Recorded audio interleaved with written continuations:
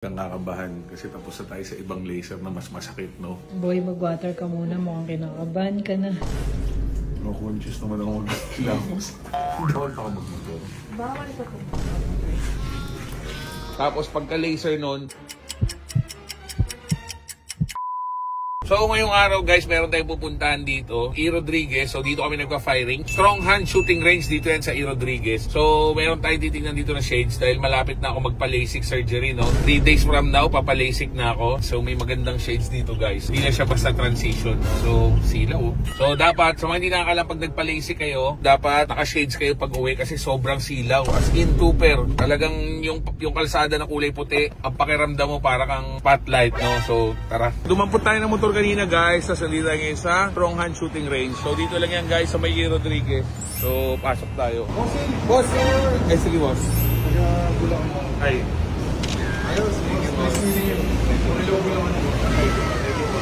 So dito guys, Strong Hand Shooting Range. Sa baba yung shooting range, tapos dito sa taas yung mga bilihan ng mga pambaril. So ito nga pala yung shades guys na WeQ Auto Dimming. So ang presyo niyan guys is na around 9,000 pesos. At meron ding isa na Camelo Music Shield Bluetooth Speaker and Auto Dimming. So nasa 12,500 naman yan guys. Pero syempre pag ginamit niyo yung Jetlaw, syempre makakales pa yun ng 500 pesos discount. So sa mga interested guys, lagyan natin yung page dito ni Sir Carlito Gocedeño. So pwede po kayo mag-inquire sa kanya sa personal account niya. Pag interested po kayo sa mga auto dimming na shades na bagay sa ating mga nagpa-LASIK at syempre bagay sa mga mahilig sa outdoors.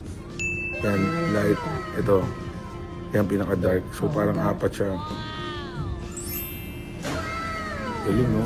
Galing. So sisilaw ka, swipe mo lang to.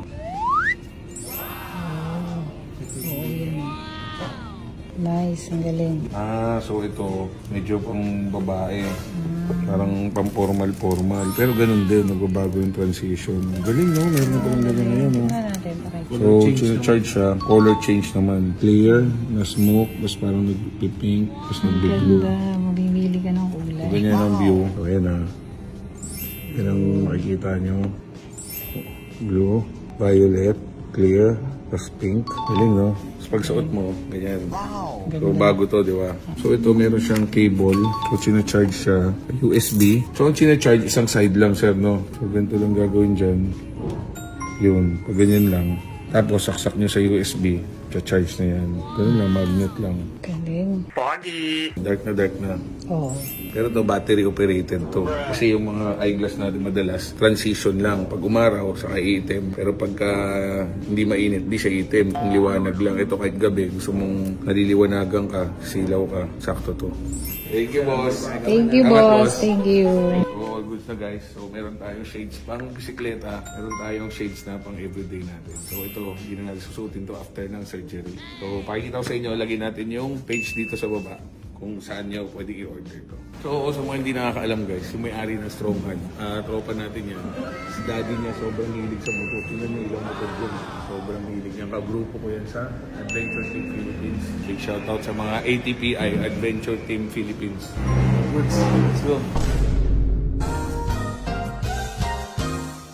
so matutuloy na yung ating LASIK surgery or LASIK procedure na gagawin sa mata natin para naman no more glasses na tayo. So kung naalala nyo last time nagpunta tayo, sa screening pa lang bumaksak na tayo dahil merong nakitang retinal hole sa ating mata at agad naman natin yun ipinagawa syempre sa St. Luke's Medical Center. So after 2 weeks ng focal laser, nag-follow up check-up tayo at okay na nga, all goods na yung mata natin. Binigyan na tayo ng go signal ni Doc na pwede na nating ituloy yung ating LASIK procedure. So ngayong araw excited ako kasi sigurado kung tuloy na yung LASIK surgery natin. Nakakabahan kasi tapos na tayo sa ibang laser na mas masakit, no? Pero actually walang sakit din yung focal laser na ginawa sa akin sa St. Luke. So, pero ganun pa man, kailangan pa rin natin mag-screening uli dito sa Shinagawa. So may mga machine na itetest sa ating mata, tapos pababasahin din tayo dun sa mga lines na para ma-check nila kung ano yung tamang grade ng mata natin. Sobrang bilis lang ng procedure na to guys. So after naman yan, chinek lang tayo ni doctor, konting check-up, konting silip sa mata, tapos prepare na tayo para sa surgery. So dito ngayon sa VIP room, so antayin lang natin yung test, tapos doctor, saka gagawin yung procedure. Yung paglabo ng ear ay Normal. normal. Because of aging. Part of aging siya. At the same time, maganda pa rin yung ear. Yung nung sinecheck ka namin, makikita mo pa yung malapit. okay ka pa rin. Hindi ka pa magkaka-problem. But eventually, as you age, Pwede ako mag-eyeglass. For near lang. for near lang, hindi ko pwede. Talagang gagamit. Gagamit talaga. Malaking bagay sa akin na hindi na magsasalamin. Kung magsasalamin man sa basa, malaking bagay yung stress na pag nakamotor kami, nakasalamin lang all the time. Boy, mag-water ka muna. Mukhang kinakabahan ka na. Di ba? Nakakabahan po sa ma-exam eh. Wala kang taga-answer. Wala si Mami Cha. Your basic package is 8 years warranty.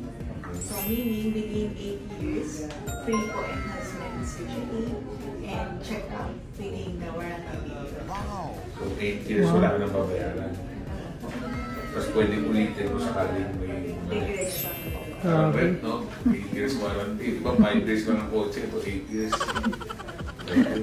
So after natin mag-LASIK procedure, so meron tayong follow-up check-up 1 day, 1 week, 1 month, 6 months and 1 year. Kung gagawin sa atin guys, Ultra LASIK Advance, so usually ang regular price yan is 190. Pero meron silang promo price na 95. Tapos merong up to 15k discount na 80,000 for August promo yan guys. So monthly, may mga promo sila nag-iiba-iba. Ay, hello. Good morning. Good morning. Thank you. Yun yung Japanese. Japanese ka ba? Chinese ka, di ba? Good morning, sir. My name is Mikael Pono and I'm going to assist you inside the OR. And then sir, first things first po, papalit ka ng footwear po. Okay. Pa-double check na lang ako sir kung kasha. And then pwede nyo gamitin itong tissue, pampunas, patapon na lang sa trash can. Makunchos naman ako mag-lamos. Maghilamos ka lang. No, conscious ka pa.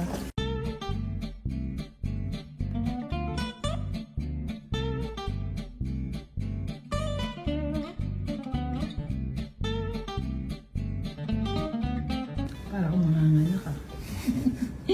So, good morning po.